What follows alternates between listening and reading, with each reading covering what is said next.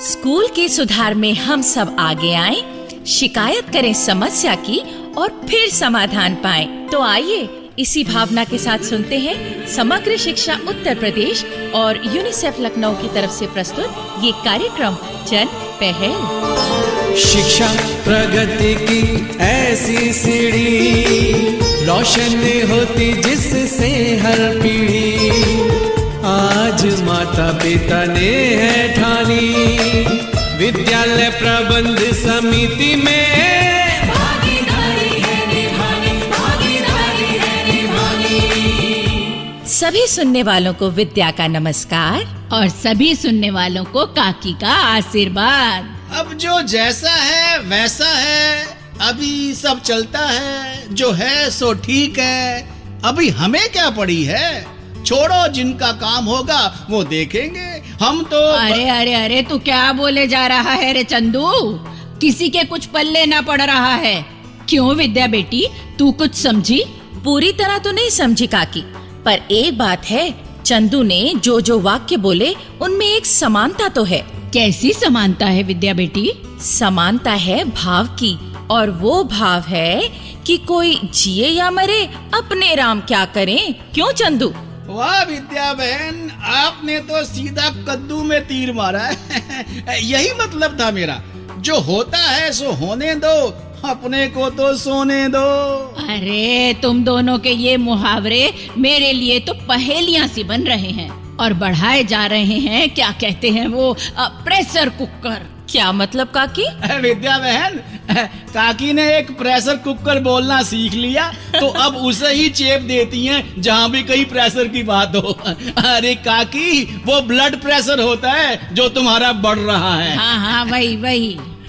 तो सुनो काकी, मेरी बातों में जो मतलब छिपा है वो ये है कि जब हम घर में, मोहल्ले में या कहीं बाहर किसी स्थान में, बस या ट्रेन में या फिर बच्चों के स्कूल में अपने आंख कान बंद कर लेते हैं और सोचते हैं जो चल रहा है सो ठीक है। वाह चंदू, तुमने तो आज बड़े गजब तरीके से अपनी बात समझाई। भाई, जब हम शिकायत नहीं करेंगे तो सुधार कैसे होगा, समाधान कैसे मिलेगा? और यही बात लागू होती है हमारे इलाके के सरकारी स्कूल के बारे में। हाँ विद्या बहन, अब तुम बात को पूरी की पूरी समझ गई हो। अच्छा, तो ये चंदू जो कथा बांच रहा था उसका निचोड़ ये निकला। हाँ काकी, तुम्हें नींबू पानी पीने की ऐसी आदत है कि बात को भी नींबू की तरह निचोड़ देती हो। संभल कर बैठा रहे, ज्यादा निचोड़ने विचोड़ने की बात मत कर, कहीं मैं नींबू पानी की जगह चंदू पानी ही ना बना दूं। ठीक है काकी। तो अब बात ऐसी है कि हम अगर अपने बच्चों को स्कूल भेजते हैं तो बहुत अच्छा करते हैं। इससे बच्चों का ही नहीं, देश का भविष्य भी बनता है। लेकिन बच्चों को स्कूल भेजना ही काफी नहीं है। हाँ विद्या बेटी, हमें ये भी चाहिए कि हमें कभी खुद स्कूल जाकर या कभी अपने बच्चों की बातों से पता चले कि स्कूल में कोई समस्या है या कोई कमी है, तो हमें उसे हल करने के लिए अपनी शिकायत रखनी चाहिए। हाँ काकी, आजकल हम जन पहल में इस बात का खास तौर पर जिक्र कर रहे हैं। आप अपनी शिकायत एसएमसी में कर सकते हैं, और एसएमसी से आगे कैसी शिकायत निवारण प्रणाली है, हम उसके बारे में आपको पिछले कार्यक्रम में बता चुके हैं। हाँ, लेकिन चाहोगे तो आज फिर बता देंगे। माता पिता या अध्यापक अपनी शिकायत ग्राम पंचायत में भी रख सकते हैं। क्यों नहीं, पंचायत भी अपने स्तर पर उसका निवारण कर सकती है।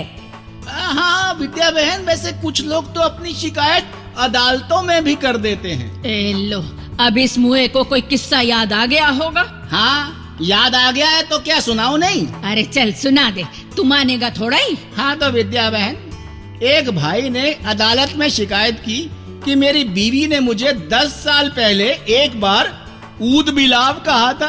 10 साल पहले? हाँ, 10 साल पहले इसने मुझे ऊद बिलाव कहा था, तो मुझे इसके साथ नहीं रहना, मुझे तलाक दिलवाइए। तो जज ने कहा, भाई तुम्हारी बीवी ने 10 साल पहले तुम्हें जो कहा था उसकी शिकायत तुम अब लेकर आ रहे हो। तो वो क्या बोला? वो बोला, जी मैं क्या करता, मैंने तो कल जब अखबार में ऊद बिलाव की फोटो देखी तब मुझे पता लगा कि वो कैसा होता है। अच्छा, तो भाई अब ऐसा है कि हमने अभी स्कूल संबंधी शिकायत करने और उनके निवारण की जो बात कही, अब उसी विषय पर सुनवाते हैं एक नाटिका। लेकिन वो क्या है विद्या बहन की? अब किस्से के बाद इस मुए को कोई लोकगीत याद आ गया होगा। हाँ, आ गया तो सुनवाऊं नहीं क्या? अरे चल सुनवा दे, तू मानेगा थोड़ा ही। तो पहले लोकगीत और उसके बाद सीधे नाटिका। आई आई मेहंदी की देखो ये रात, रच गए बन्नी की मेहंदी से हाथ। आई आई मेहंदी की देखो ये रात, रच गए बन्नी की मेहंदी से हाथ।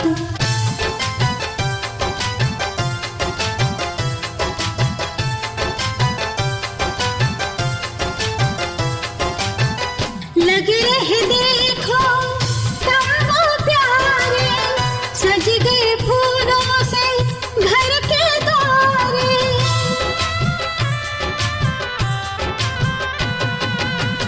लग रहे देखो तब वो प्यारे, सज गए फूलों से घर के द्वारे। आई मेरी बन्नी की धूम से बारात, सज गए बन्नी की मेहंदी से हाथ। आई आई मेहंदी की देखो ये रात। बाबा बाबा बाबा सुनो तो, बाबा तुम हो कहाँ? अरे क्या बात है री ज्योति, आज तो नींद खुलते ही चकने लगी। तुम सुनो तो। हाँ तो सुना ना मेरी बच्ची। बाबा अभी मैंने एक सपना देखा। अच्छा, तो सपने में क्या देखा? सपने में देखा कि हमारी वो हिंदी वाली मास्टरनी जी है ना, जो कक्षा में देर से आती हैं, आजकल वो समय पर आने लगी हैं और खूब मन लगाकर पढ़ा रही हैं। अरे ये तो बड़ी अच्छी बात हुई, भले ही सपने में हुई। और मैंने देखा कि हमारे स्कूल का जो गेट है ना, टूटा फूटा, वह पक्का बन गया है और उस पर एक चौकीदार भी बैठा है, जो बिना मतलब किसी को स्कूल में घुसने नहीं दे रहा। ये तो बहुत अच्छा सपना देखा ज्योति, पर सपने में तुमने ये नहीं देखा कि ये सब बातें हुई कैसे? होनी कैसे थी बाबा, अपने आप हो गई। लो बताओ, अपने आप कैसे हो गई? जरूर किसी ने शिकायत की होगी कि स्कूल का पक्का गेट ना होने से बच्चों की सुरक्षा को खतरा है, या फिर हिंदी वाली बहन जी देर से आती हैं तो फिर पढ़ाई पूरी नहीं होती। तो क्या शिकायत करने से स्कूल में सारी अच्छी बातें हो जाती हैं? हाँ, हो तो जानी चाहिए। तो फिर स्कूल में सब अच्छी बातें हो जाए, इसके लिए तुम शिकायत क्यों नहीं करते बाबा? बोलो ना, क्यों नहीं करते? अपनी बेटी ज्योति के इस सवाल का जवाब भगतराम तब नहीं दे सका, लेकिन ये सवाल देर तक उसके दिमाग में गूंजता रहा और फिर इसी बारे में बात करने वो रिटायर्ड स्कूल मास्टर मेवालाल जी के पास पहुंचा। भगतराम की बात सुनकर मास्टर मेवालाल जी ने कहा, तुम्हारी बेटी ने सही सवाल पूछा है भगतराम। जी। अपने बच्चों की बेहतर पढ़ाई लिखाई के लिए और उन्हें स्कूल में सुविधाएं दिलाने के लिए तुम्हें सोचना चाहिए। सोचना चाहिए मतलब ये कि स्कूल में कोई समस्या या कमी दिखाई दे तो उसकी शिकायत करनी ही चाहिए, इसमें झिझकना नहीं चाहिए। हाँ, लेकिन मास्टर साहब को ये ना कहे कि ये तो शिकायत के बहाने लड़ने ही आ गया। अरे नहीं भगतराम, जिन्होंने शिकायत का निवारण करना है वो भी ये समझते हैं कि शिकायत करने का मतलब लड़ना झगड़ना नहीं है, बल्कि ये तो स्कूल के विकास के लिए भागीदारी वाली बात है। हमारे बच्चों को शिक्षा का अधिकार दिया गया है, तो हमें शिक्षा के विकास के लिए शिकायत करने का भी अधिकार है, जिसका इस्तेमाल हमें करना चाहिए। तो शिकायत क्या एसएमसी में करनी चाहिए? हाँ, एसएमसी में ही करनी चाहिए। अगर वहीं पर निवारण हो जाए तो अच्छी बात है, नहीं तो आगे और स्तरों पर भी शिकायत रखी जा सकती है। फिर मैं अपनी बच्ची का कहा जरूर मानूंगा। बस आप मुझे ये बताइए कि एसएमसी के बाद फिर आगे कहाँ शिकायत की जाती है? हाँ हाँ, बता देता हूँ, तुम पहले चाय तो पी लो। और हाँ, इतना याद रखो कि शिकायत करने वाले को निराश होने की जरूरत नहीं है। आजकल स्कूल संबंधी शिकायतों का निवारण हर स्तर पर बहुत जल्दी कर दिया जाता है। जी मास्टर जी। लो चाय पियो। अच्छी, शुक्रिया।